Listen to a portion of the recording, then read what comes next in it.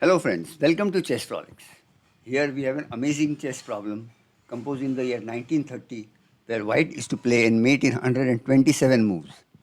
Seems to be a very long variation to calculate, but don't worry, there is nothing to panic about. Black has almost full army against the lone white queen, and any slip on white's part, the victory will slip. If you can envision the final mating position and the sequence of the queen moves, the solution is not very difficult. All black moves are practically forced as the queen is boxed between its own pieces. So if you are ready, let us start.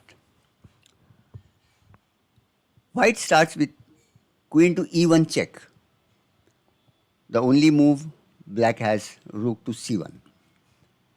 Now there is a clever move here, queen to d2, threatening mate on b2. Black can interpose either the rook on c2 or the bishop on c2. But if the bishop comes to c2, a very simple move, queen to c3, and the next move will be mate, as black cannot prevent queen coming from onto b2. So going back, rook comes to c2. Queen to d1 check, the d3 pawn has to be eliminated. But before that, white has to deliver this check so that the rook comes in between and white delivers a check taking the pawn on d3. Now again same position, the rook will intervene as the bishop cannot. Rook to c2, queen to d1. Rook to c1, queen to d2. Again the rook comes, now rook to e1. Now white's intention is to eliminate the knight on h1. Rook in between will deliver a check from e4. So the rook comes in between and that's queen into h1 check. Rook to c1, queen back to e4, rook to c2, queen to e1 check, rook again here, queen to d2, again the rook to c2, queen d1 check, rook c1, queen d3, rook c2. Now white wants to eliminate the knight on f5, but the white will not directly take the knight. First deliver a check on f1 so that the rook comes in between and now takes the knight delivering a check. Rook to c2 and now white makes a very important waiting move, that is queen to e4. Queen to e4, either of the pawns should, now the pawn on h3 has to move because if the king moves to c1, queen to e1 is mate. So once the pawn moves, now the sequence of the moves by the queen are same till all the pawns are eliminated.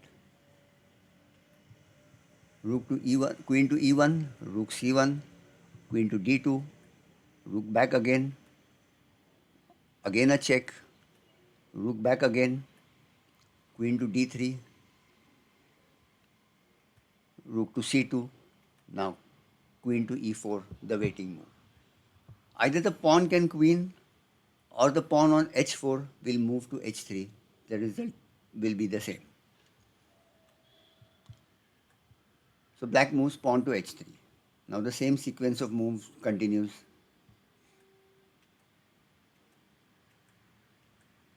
And after coming to d3, now queen e4. So now the next pawn moves, h4.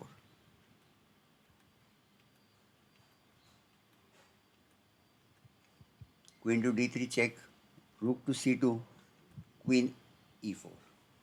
Again the waiting move. The next pawn moves to h5. Queen to e1. This is the same way, same sequence will continue. Now all the pawns have moved. Now the next move by the pawn will be queening the pawn.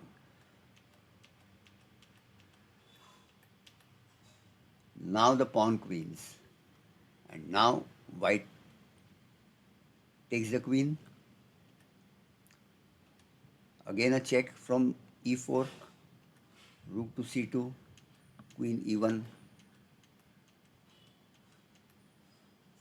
Now the waiting move. Now the h3 pawn will come to h2.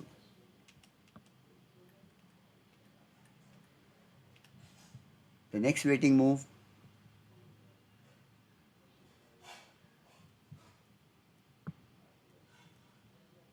queen e4.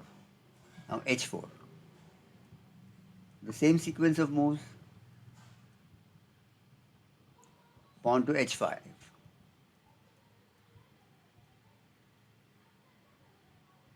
Now the pawn queens,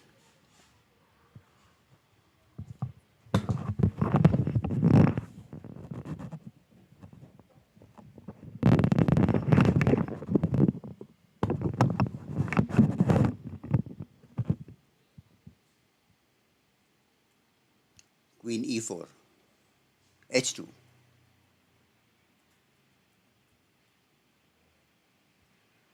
h3,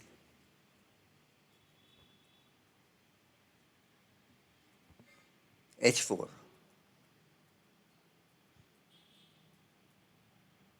Again the pawn queens, queen takes the queen, check, rook comes in between, queen e4 check.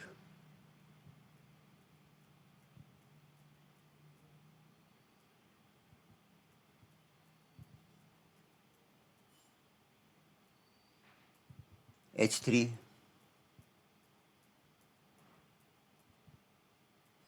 pawn queens, and queen takes the queen.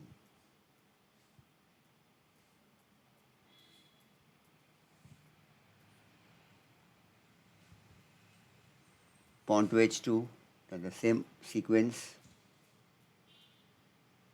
The last pawn queens, queen takes the queen, check, and the rook comes in between. Now, white has to go for the final kill. And what is the move white will do? Is it queen e4? White has a better move. Queen h7 check. The rook comes in between, and now queen e4. Had white gone for queen e4 in the same sequence, the mate would have prolonged. So now after the waiting move, black has no move but to move the bishop. The bishop can go anywhere or to b3. So bishop comes to b3, and then white repeats the same sequence for the last time. Again, threatening mate on b2. The rook comes in between. Queen to d1 check. Rook to c1. And the final move, 127th move, queen into b3, mate. I hope you all have enjoyed this amazing chess problem, which was composed in 1930. And I hope you have liked my presentation. Thank you very much.